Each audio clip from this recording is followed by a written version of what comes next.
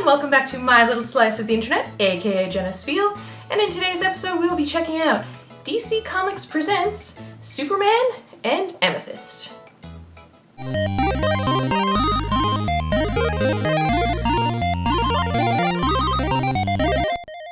As you know, we've already drawn a close to our 12-part Maxi Series. However, considering this issue of DC Comics Presents came out in 1983, around the same time as this Amethyst Maxi Series, I thought I'd just throw it in as a bonus issue. What better way to bring a close to our series than with our special guest star, Superman? The question is, can the Man of Steel defeat the Man of Cowardice? I'm pretty sure he can, but let's find out. Right away, I already like the parallel that they draw between Superman and Amethyst. That being, of course, that they both have somewhat strange pasts, adopted parents, and, of course, some superpowers. Since this issue of DC Comics Presents overlaps with the Maxi Series, my first objective is to find out where we are timeline-wise. So, the first page opens up with Carnelian just hanging out with Sardonyx, and interestingly enough, he only has a nub for a hand, so that's probably about halfway through the series, and I wonder where he's going to get that stylish claw. 3 pages in, we find ourselves back on Earth with Amethyst, who's chasing down Carnelian in the middle of Metropolis. Lo and behold, this is our first glimpse of Superman, which is convenient now that Amethyst has lost her powers back on Earth, so she needs his help in finding the Red Prince. And what better way to get Superman's attention than casting a portal right in his flight path?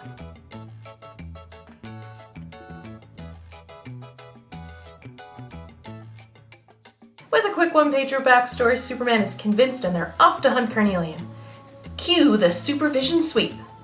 Not so effective. Oh man, here is a plot twist I definitely didn't expect.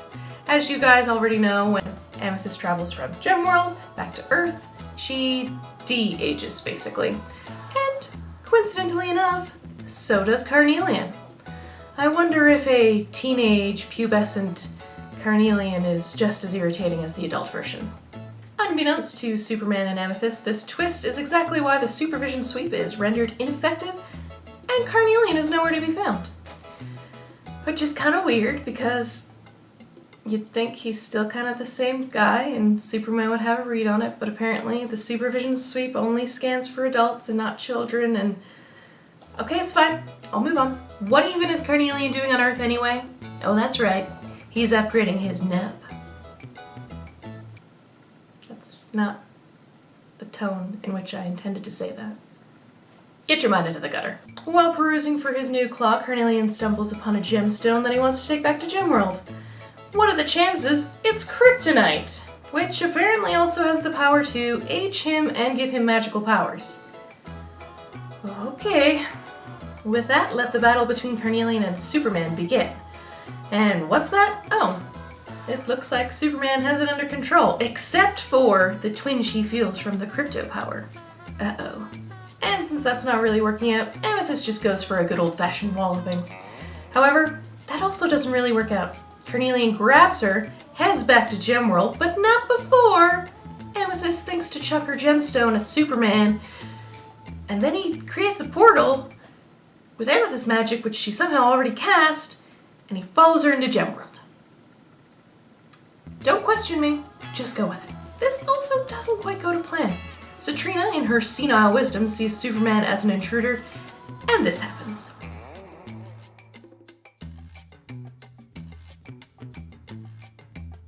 No worries, that's just a temporary setback for Superman, and he's about to kick Carnelian's... Oh, no, he's not. Oh, yes, he is. Acting.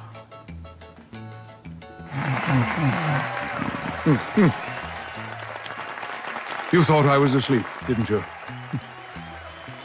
Acting. Superman fakes out Carnelian and punches him in the face. The good guys take a moment to strategize, and Superman starts using his wind power and microscopic vision power. But not to be bested by that, Amethyst summons a fire truck into battle. This fight has taken a weird turn.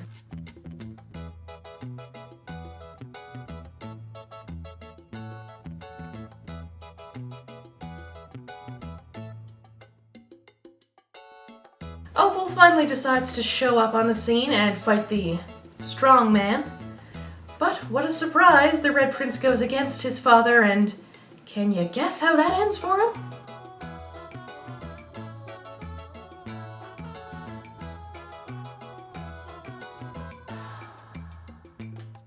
Yeah, not good. Oh, and the kryptonite that Carnelian brought into Gemworld?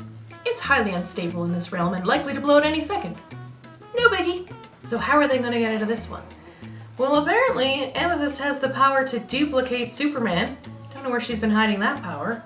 Regardless, one Superman creates a distraction while the other yoinks the kryptonite out of Opal's hand. They create a portal back to Earth, the kryptonite implodes on itself and suddenly becomes powerless, and job done. Sadly, this marks the end of yet another issue without Taffy. However, it does end with this cute little guy and this amazing panel of Superman. Yep, maybe I'm a little bit biased with all the superhero crossovers going on nowadays. However, I genuinely liked Superman and Amethyst teaming up. It was pretty cool, and I'm sad that this is probably the last time those two are going to do it. Not like that. But alas, I think this is the cherry on top of the Amethyst sundae. At least for now. I'm sure we will have other adventures in Gemworld together. But for now, who knows what spiel I will spin next. Thanks so much for watching, and I'll see you guys next time. Bye!